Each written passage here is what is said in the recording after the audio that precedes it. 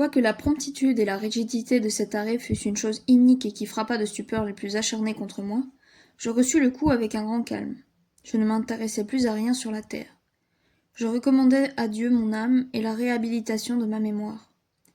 Je me dis que si Edmée mourait, je la retrouverais dans un monde meilleur. Que si elle ne survivait et retrouvait la maison, elle arriverait un jour à l'éclaircissement de la vérité, et qu'alors je vivrais dans son cœur comme un souvenir cher et douloureux.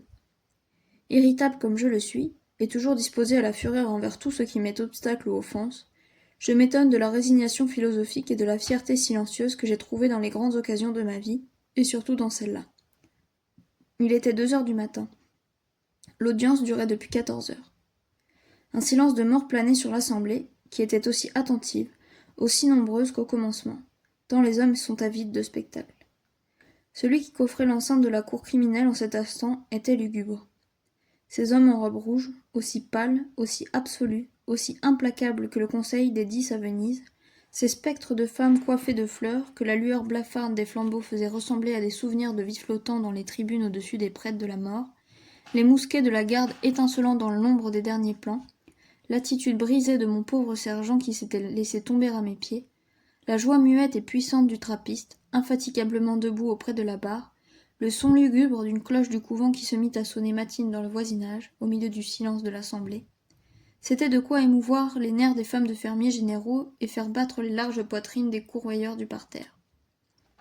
Tout à coup, au moment où la cour allait se disperser et annoncer la levée de la séance, une figure en tout semblable à celle qu'on prête aux paysans du Danube, trapue, en haillons, pieds nus, à la barbe longue, aux cheveux en désordre, au front large et austère, au regard imposant et sombre, se leva au milieu des mouvants reflets dont la foule était à demi éclairée, et se dressa devant la barre en disant d'une voix creuse et accentuée. « Moi, Jean Lehoux, dis patience, je m'oppose à ce jugement, comme inique quant au fond et illégal quant à la forme. Je demande qu'il soit révisé, afin que je puisse faire ma déposition, qui est nécessaire, souveraine peut-être, et qu'on aurait dû attendre. » « Et si vous aviez quelque chose à dire, s'écria l'avocat du roi avec passion, que ne vous présenteriez-vous lorsque vous en avez été requis?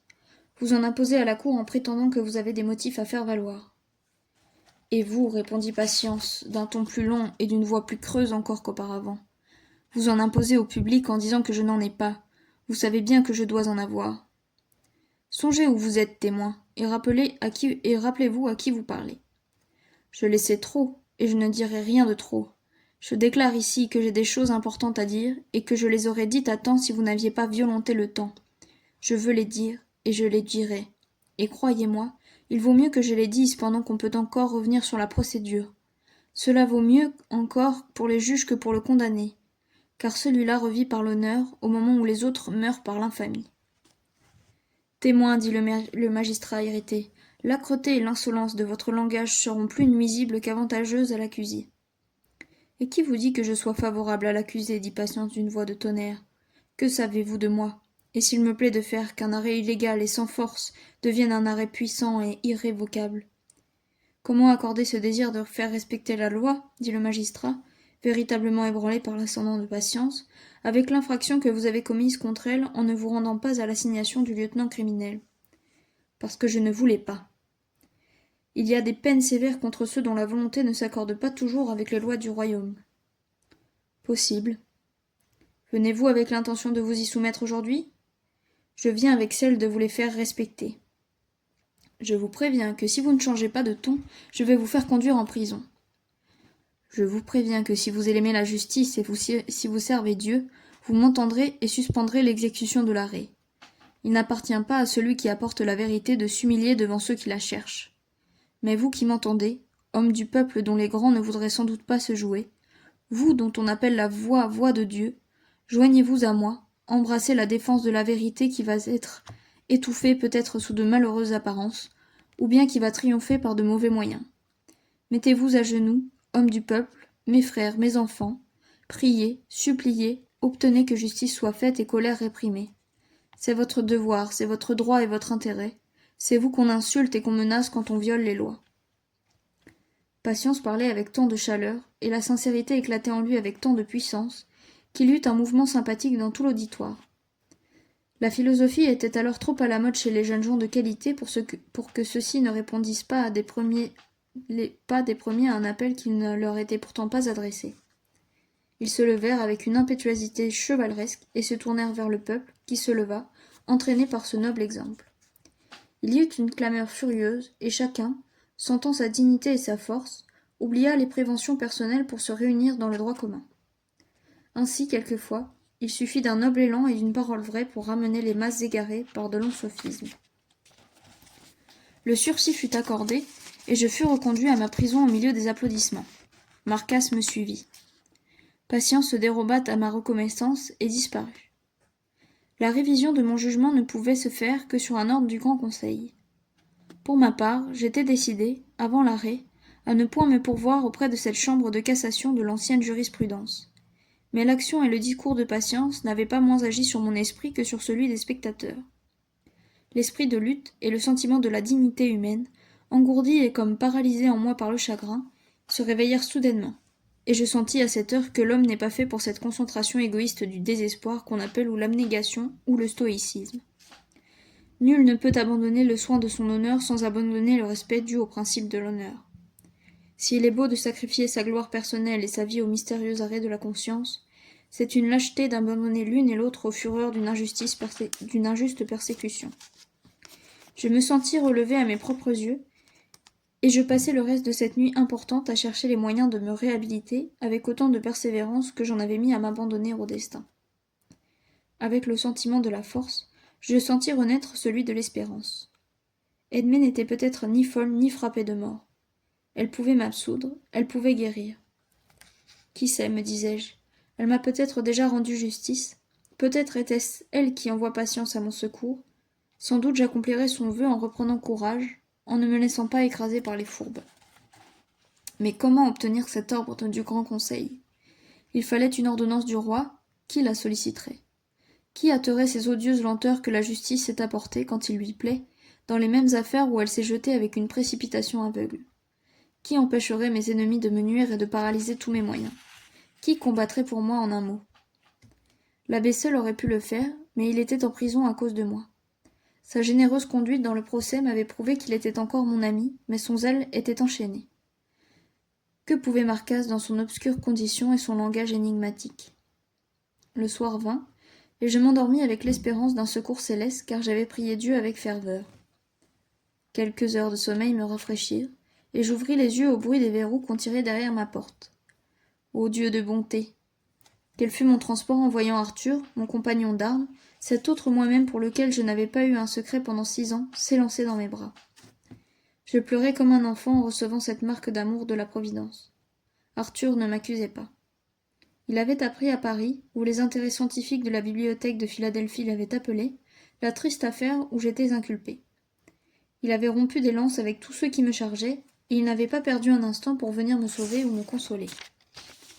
J'ai penché mon âme dans la sienne avec délice, et lui dis ce qu'il pouvait faire pour moi. Il voulait prendre la poste dès le soir même pour Paris, mais je le priai de commencer pour aller à Sainte-Sévère me chercher des nouvelles d'Edmée. Il y avait 4 mortels jours que j'en avais reçus, et Marcasse ne m'en avait d'ailleurs jamais donné, d'aussi exacts et d'aussi détaillés que je les aurais voulu. Rassure-toi, me dit Arthur, par moi tu sauras la vérité. Je suis assez bon chirurgien, et j'ai le coup d'œil exercé. Je pourrais te dire vraisemblablement ce que tu dois craindre ou espérer. De là, je partirai immédiatement pour Paris. Il m'écrivit dès le surlendemain une lettre longue et détaillée. Edmée était dans un état fort extraordinaire. Elle ne parlait pas et ne paraissait pas souffrir, tant qu'on se bordait à lui épargner toute espèce d'excitation nerveuse. Mais, au premier mot qui pouvait réveiller la mémoire de ses douleurs, elle tombait en convulsions. L'isolement moral où elle se trouvait était le plus grand obstacle à sa guérison. Elle ne manquait de rien quant aux soins physiques. Elle avait 2 bons médecins et une garde-malade fort dévouée. Mademoiselle Leblanc la soignait aussi, sous ce rapport, avec beaucoup de zèle. Mais cette fille dangereuse lui faisait souvent du mal par ses réflexions déplacées et ses interrogations indiscrètes.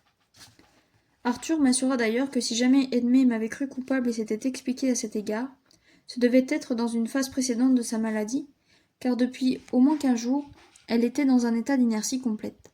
Elle sommeillait souvent, mais sans dormir tout à fait. Elle digérait quelques breuvages gélatineux et ne se plaignait jamais.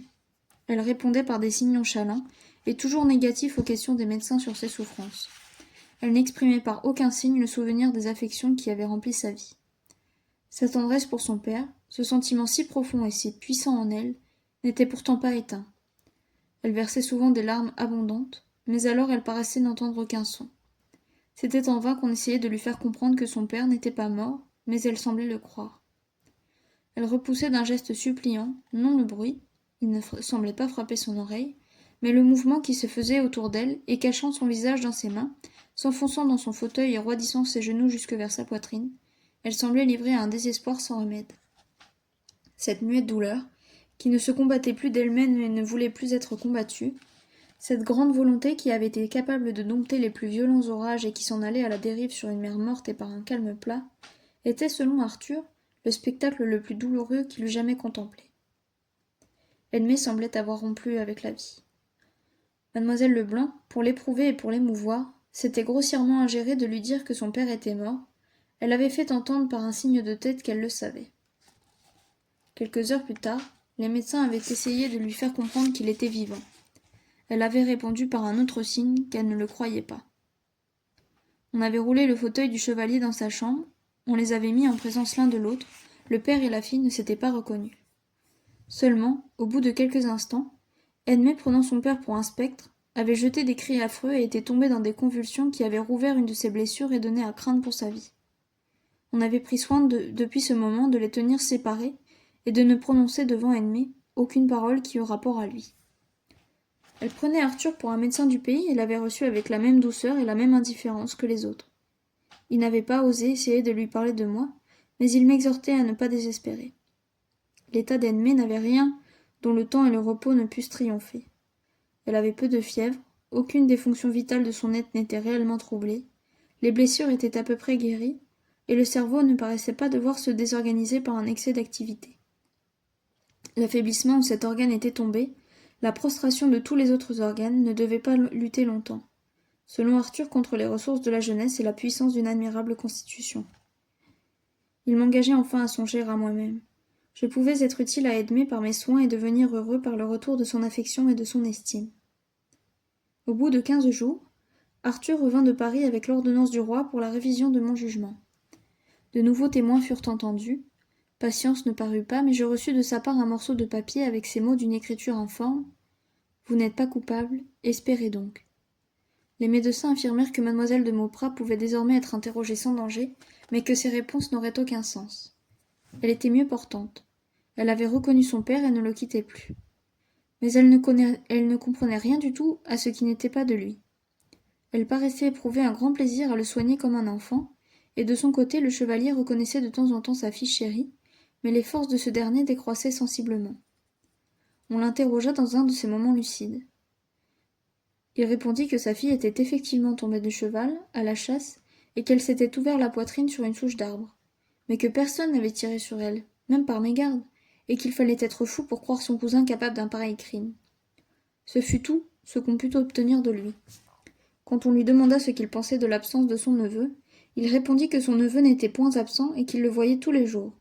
Fidèle à son respect pour la réputation d'une famille, et là si compromise, voulut-il par des mensonges enfantins repousser les investigations de la justice?